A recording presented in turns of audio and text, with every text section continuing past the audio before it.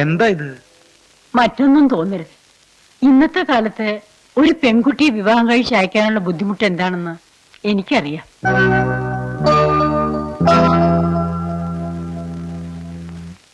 ഇതിൽ 40,000 രൂപയുണ്ട്. നിങ്ങൾക്ക് എന്താ പലിശയ്ക്ക് കൊടുക്കുന്ന ഏർപ്പാടുണ്ടോ? ഈശ്വര, അങ്ങനെയൊന്നുമില്ല. ഇത് മാഷക്ക് അവകാശപ്പെട്ട പണമാണെന്ന് കരുതിയാ മതി. നിങ്ങൾ എന്താ ഈ പറയണേ? ഇവിടെ ഇനി ഒരു ടീച്ചറുടെ വേക്കൻസി ഉണ്ടാവാൻ 6-7 മാസം കഴിയും. എന്റെ മോക്ക് ഒരു ജോലി കിട്ടാനുള്ള കൈക്കൂലിയായിട്ട് ഇതിനെ കരുതണ്ട.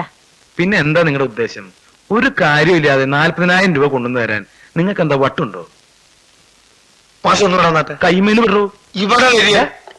ഒരു കാര്യമില്ലാതെ അന്തർ കൈ പിടിച്ചു വലിക്കൂല. എന്താണ് ഒരു ചിന്താശേഷി ഇല്ലാതെ ഇങ്ങനെ സംസാരിക്കുന്നത്? അവരുടെ മനസ്സിലിരിപ്പ് മാഷ് പിടിയിട്ടില്ലേ? ഞാൻ എന്താ കണിയാനാ ഗണിച്ച് കണ്ടുപിടിക്കാൻ? അവർ പറഞ്ഞത് ശ്രദ്ധിച്ചോ? ഇത് മാഷക്ക് അവകാശപ്പെട്ട പൈസ ആണെന്ന് കൂട്ടിക്കോളിന്ന്. എന്താണ് അതിന്റെ അർത്ഥം? എന്താ അവരതൊരു സ്ത്രീധനായിട്ടാ തരുന്നത്. ഈ വയസ്സുകാലത്ത് എന്നെ കൊണ്ട് 3ാമതൊരു കല്യാണം കഴിപ്പിക്കാനുള്ള പ്ലാനാണ് നിന്റെ അല്ലേ? 2 ഉള്ളതിനെ കൊണ്ടു നടക്കാനുള്ള പാട് എനിക്ക് ഈശ്വരന് മാത്രമേ അറിയുള്ളൂ. അന്ത്രു, നിന്റെ തല ഈ ചുമരമ്മ കൂട്ടി ഒരു ഇടിച്ചാൽ പിന്നെ നമ്മളെ കൃഷ്ണൻകുട്ടിയെ കൊണ്ട് ഓരോ മോളെ കെട്ടിക്കാൻ ഒരു കണ്ണുണ്ട്. മോന്റെ സ്ത്രീധനം വാങ്ങി മോളെ കെട്ടിക്കല് പുത്തരിയൊന്നല്ലല്ലോ.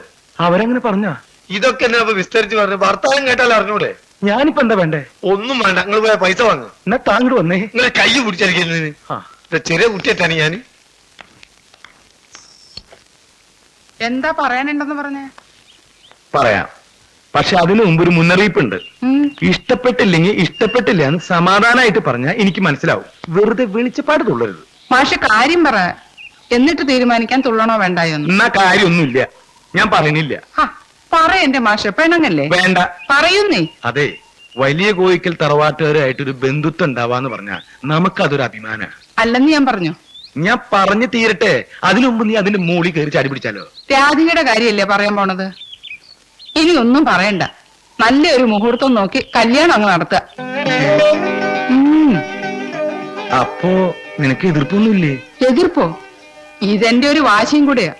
വലിയ കോയിക്കലെ പെങ്കൊച്ചിന്റെ കഴുത്തേൽ ആരാ താലി കെട്ടണമെന്ന് എനിക്ക് ചിലരെയൊക്കെ ഒന്ന് കാണിക്കാനുണ്ട്. സത്യത്തിൽ ആരെ കൊണ്ട് കെട്ടിക്കുന്ന കാര്യം നീ പറയണേ? മാധവൻകുട്ടിയെ കൊണ്ട്. അതെ. എന്താ അല്ലേ? അവനെ കൊണ്ട് തന്നെ.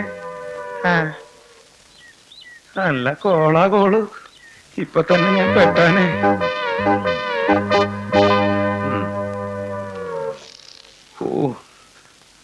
ദേ, ആ കിട്ടണംകുട്ടിയെ കൊണ്ട് എങ്ങനെ കല്യാണം കഴിപ്പിക്കാൻ പ്ലാൻ വല്ലതും ഉണ്ടെങ്കിലേ അതങ്ങ് മനസ്സിൽ വെച്ചാ മതി. അതെന്താ കുഞ്ഞുലക്ഷ്മി നീ പോര് പറയണേ? കൃഷ്ണൻകുട്ടി ആയാലും മാധവൻകുട്ടി ആയാലും എനിക്ക് കണക്കല്ലേ? എങ്കിലും എത്രയും വേഗം ഇതങ്ങ് നടത്തണം.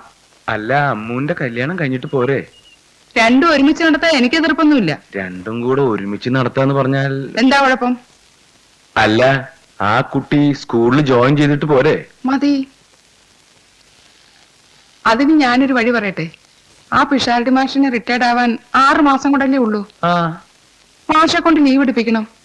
6 മാസത്തെ ശമ്പളം ഒന്നിച്ചങ്ങോട്ട് കൊടുക്കാന്ന് പറഞ്ഞാ പോരെ? അത് കൊള്ളാലോ. നീ ഞാൻ വിചാരിച്ചത് പോലെ അല്ലാട്ടോ. മാഷ് എന്താ വിചാരിച്ചേ? ഒന്നുമില്ല. എന്നാലും ഒന്നുമില്ലെന്നേ. എന്നാ ഞാൻ പറയട്ടെ മാഷ് എന്താ വിചാരിച്ച? എനിക്ക് ഇത്തിരി ബുദ്ധി ഉണ്ടെന്ന്. എന്നാ ഇനി ഒരു സത്യം പറയട്ടെ. എനിക്ക് ബുദ്ധിയുള്ള കാര്യം എനിക്ക് മാത്രമേ അറിയാവൂ. അതങ്ങനെ കൊട്ടിക്കൊഴിച്ചോണ്ട് നടക്കുന്ന സ്വഭാവം ഒന്നും എനിക്കില്ലേ. എന്റെ ഈശ്വര. എന്താ മാഷേ? ഒന്നുമില്ല. ഈ മാഷയുടെ കാര്യം.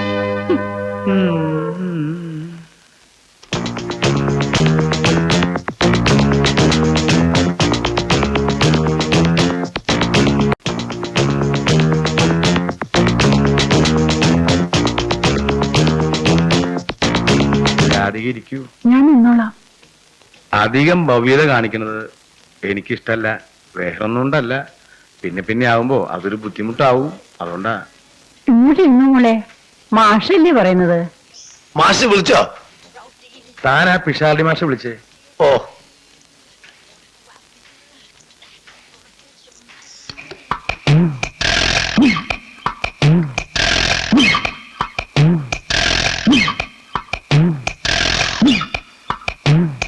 അല്ല, കാലത്ത് തന്നെ തുടങ്ങിയോ?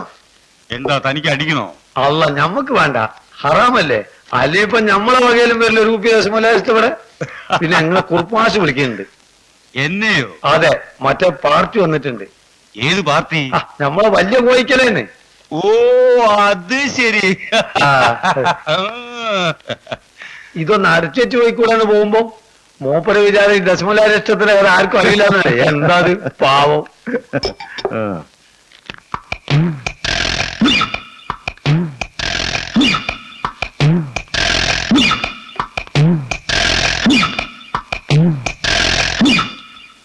വിവരങ്ങളൊക്കെ പിഷാരടി മാഷോട് പറഞ്ഞിട്ടുണ്ട്. പിന്നെ 6 മാസത്തെ ശമ്പളം അങ്ങേർക്ക് കൊടുക്കുന്നതില് വിരോധമൊന്നുമില്ലല്ലോ? ഒരു വിരോധവും ഇല്ല. കിട്ടിയില്ല എന്ന് കരുതിയിരുന്ന ജോലി കിട്ടിയതിലുള്ള സന്തോഷമേ ഉള്ളൂ. ആ ആ മാഷ് വന്നല്ല.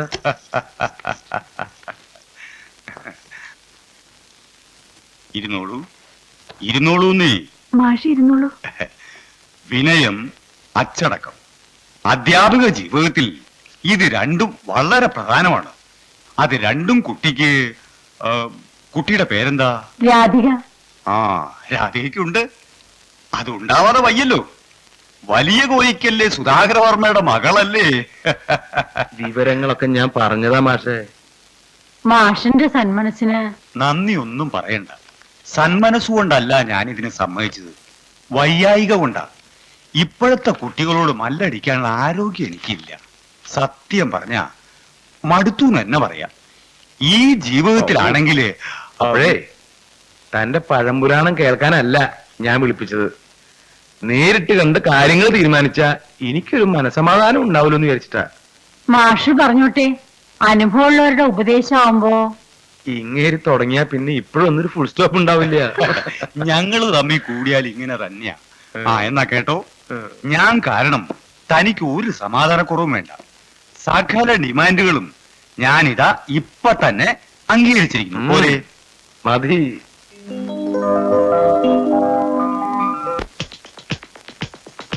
പാവം മാഷ്. മണിയണ്ട ഓ സുഭദ്രമ്മേ, മാഷ് എന്ത് പറഞ്ഞു? ഈശ്വര അനുഗ്രഹം കൊണ്ട് എല്ലാം ഭംഗിയായി. പിഷാരടി മാഷയുടെ കാര്യം ഞാനാ ഓർമ്മിപ്പിച്ചത്. ആദ്യം ഒന്ന് എടുത്തു ചാടി, പിന്നെ അങ്ങ് തണുത്തു. അല്ലെങ്കിൽ ഞാൻ പറഞ്ഞ അതിനപ്പുറത്തേക്ക് ഒരു തീരുമാനം മൂപ്പർക്കില്ല. എന്താ സന്തോഷായോ? ആ, മറ്റു കാര്യങ്ങളൊക്കെ നമുക്ക് ഉടനെ തീരുമാനിക്കാം. നല്ലൊരു ദിവസം നോക്കി മാഷെ ഞാൻ അങ്ങോട്ട് പറഞ്ഞയക്കാം. എനിക്ക് മനസ്സിലായില്ല. എന്ന് പറഞ്ഞാൽ ഈ ചടങ്ങുകളും പിന്നെ അങ്ങോട്ടും ഇങ്ങോട്ടുള്ള പോക്കും വരവും അല്ലേ? ആ പോക്കും വരുമോ? അമ്മച്ചി കേറ്, ഒക്കെ ഞാൻ വീട്ടിൽ ചെന്നിട്ട് വിശദമായിട്ട് പറയാം. അപ്പൊ ബാക്കിയെല്ലാം പറഞ്ഞതുപോലെ. ആ ശരി. വരട്ടെ.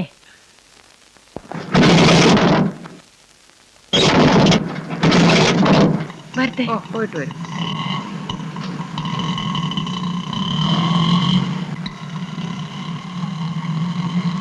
നിർത്ത്. ജോലിയുടെ കാര്യം എന്തായി? ഒക്കെ ശരിയായി. ഉടനെ ജോയിൻ ചെയ്യാമെന്ന് മാഷ് പറഞ്ഞു. നന്നായി. അല്ലെങ്കിൽ ഞാനൊരു കാര്യത്തിൽ നിർബന്ധം പിടിച്ചാ അദ്ദേഹം നടത്തി തരാതിരിക്കില്ല. രാധികയുടെ ജോലിക്കാര്യം പറഞ്ഞപ്പോ കമാന്നൊരു അക്ഷരം പറയാതെ സമ്മതിച്ചു. കൃഷ്ണൻകുട്ടിയെ കൂടെ ഓർത്തിട്ടാ. അത് പിന്നെ പറയാനുണ്ടോ? രാധികക്ക് ജോലി കൊടുത്തേ പറ്റൂന്നും പറഞ്ഞ അവൻ ഒറ്റക്കാൽ ഒരേ നിൽപ്പല്ലേ. വല്ലാതെ വിഷമിക്കണുണ്ടാവും. വേഗം ചെന്ന് 2 കാലം നിന്നോളാൻ പറ, ഇല്ലെങ്കിൽ നീര് വീഴും. ഇതിനുള്ള മറുപടി ഞാൻ പിന്നെ പറഞ്ഞോളാം. അതാണ് ബുദ്ധി. ഇനിയിപ്പൊ നമുക്ക് കാര്യങ്ങളൊക്കെ ഉറപ്പിക്കാലോ. എല്ലാം ഉറച്ചു എന്നാണല്ലോ പിഷാരടി മാഷ് പറഞ്ഞത്. അത് ഉറച്ചു.